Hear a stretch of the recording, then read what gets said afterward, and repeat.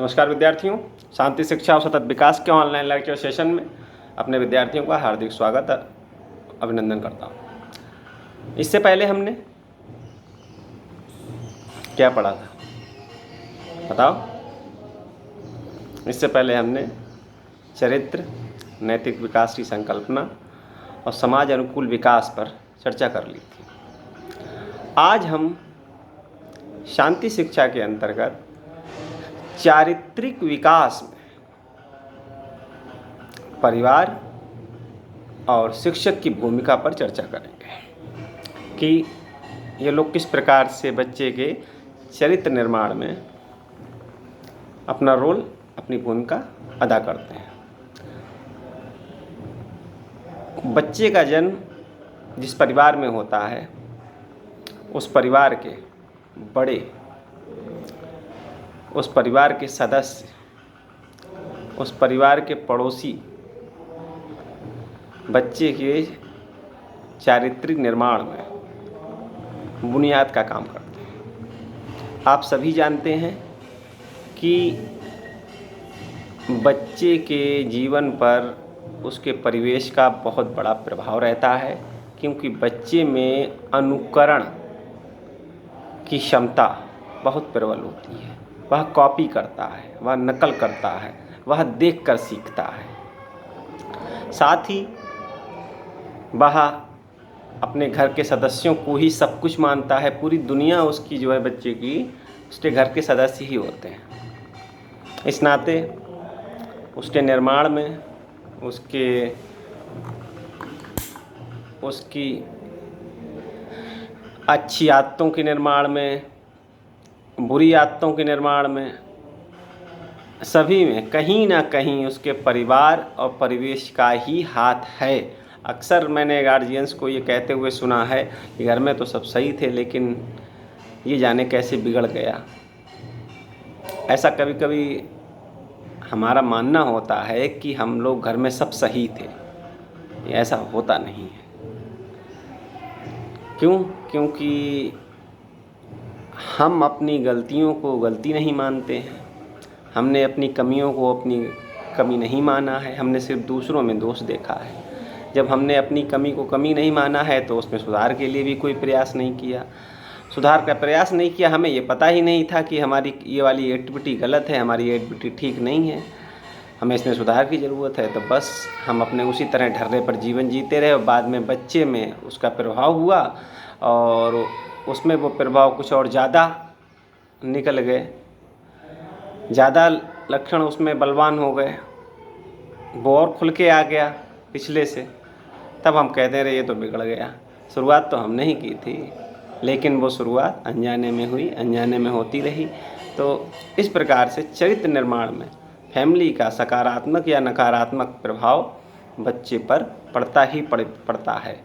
तो इसके लिए जो कुछ बातें हैं उनका ध्यान रखना ज़रूरी है कि परिवार के सदस्यों का आचरण, कि परिवार के सदस्यों का आचरण घर में, परिवार में, बाहर में, समाज में कैसा है। अक्सर हम एक कहानी सुनते हुए आए हैं, एक घटना सुनते रहे हैं अपनी लाइफ में कि कोई आए तो कह देना बेटा पापा घर पे नहीं है। ये बात हमारी सुनी हुई है। ये उसी आचरण से संबंधित है कि हम कैसा व्यवहार अपने बच्चे को सिखा रहे हैं। बच्चे को आपने झूठ बोलना सिखा दिया जाने अनजाने में, हो सकता है हमारा कोई फ़ायदा ही हो, लेकिन आपने एक उसे सीख भी दे दी कि हाँ, झूठ बोला जा सकता है। पापा घर पर हैं और कहा ये जा रहा है पापा नहीं है, तो हमने सिखा दिया उसे झूठ बोलना। उसी तरह से कई मौके ऐसे जी घर में आते हैं, परिवार में आते हैं, लड़ाई झगड़े की स्थिति होती है कि जो बात से सिमट सकती थी, तो उसमें माता पिता में, हस्बैंड वाइफ में लड़ाई झगड़े भी देखे गए। और तो उसमें ये होता है कि बच्चे पर भी उसका प्रभाव पड़ता ही पड़ता है। कहने का मतलब ये है कि परिवार के सदस्यों का आचरण एक रोल मॉडल के रूप में बच्चे के सामने होता है। तो कोशिश ये करनी चाहिए कि हमारा आदर्श भूमिका, हमारी सामान्य व्यवहार ही बच्चे के साथ शेयर हो, न कि कोई नकारात्मक परिस्थिति।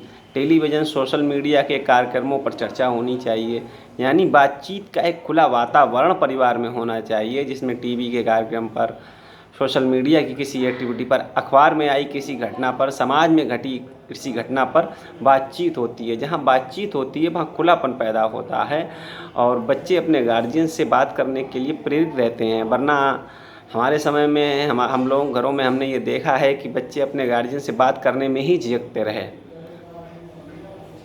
हमारे पापा जब हमको कभी पीटने के लिए डंडा लेके दौड़ते थे तो हम बता नहीं सकते थे कि हम क्या कर देते थे, हम क्या हो जाते थे, और बहुत मार पड़ी है मेरी।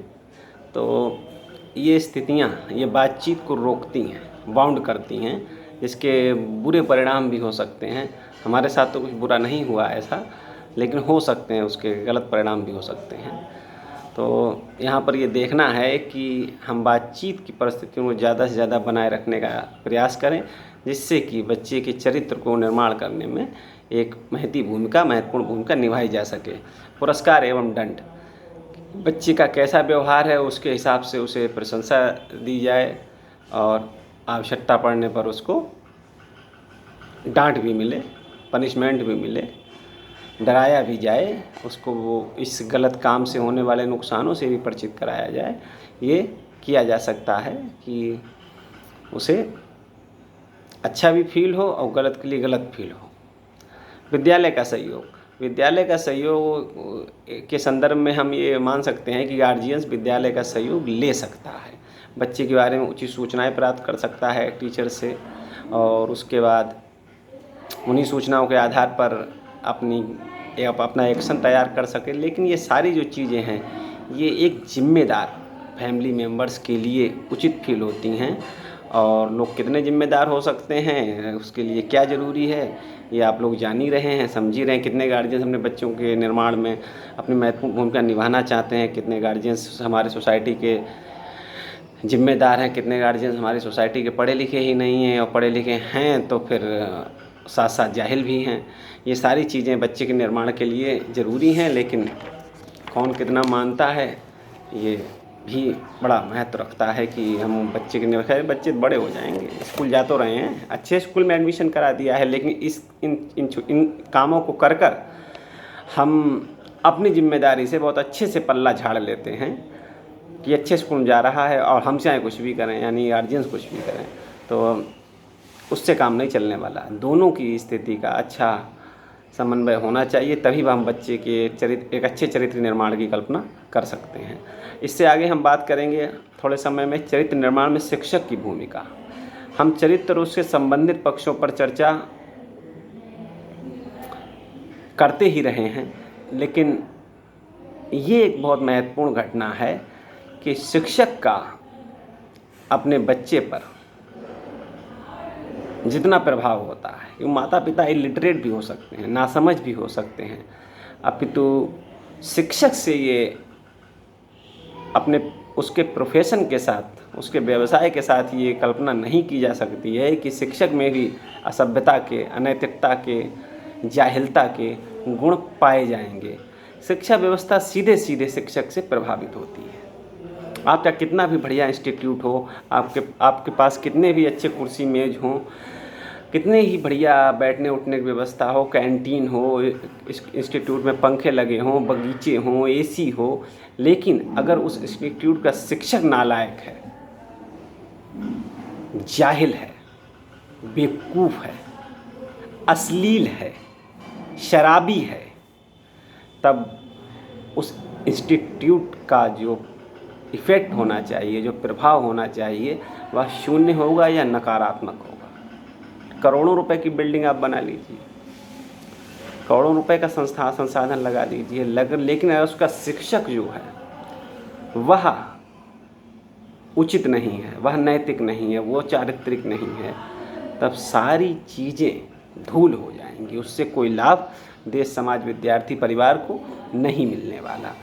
आज समाज में आप इस तरह की चीज़ों को देख सकते हैं, सुन भी सकते हैं कि लोग इंस्टीट्यूट में क्या हो रहा है। मैंने इंस्टीट्यूट में अध्यापक को बेसिक के स्कूलों में भी शराब पीते हुए देखा है, और बड़े इंस्टीट्यूट में भी देखा है।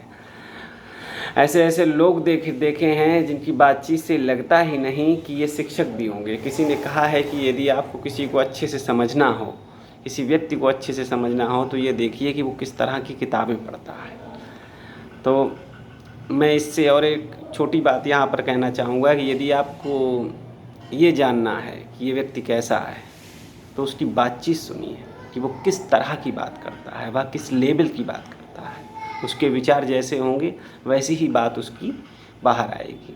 तो ऐसे ऐसे मैंने लोगों को सुनते देखा है कि ये महसूस किया है कि उनमें टीचरशिप के कोई गुण नहीं है और वो अच्छी खासी नौकरी कर रहे हैं, किसी अच्छे इंस्टीट्यूट के शिक्षक हैं। तो ऐसे शिक्षक का क्या मतलब, वो अपने स्टूडेंट को क्या देगा? वो जाहिलता देगा, वह असभ्यता देगा, वह चोरी देगा, वह भ्रष्टाचार देगा, वह सत्यानाश करेगा। तो हमें ऐसे लोगों को भी पहचानना है, सावधान रहना है।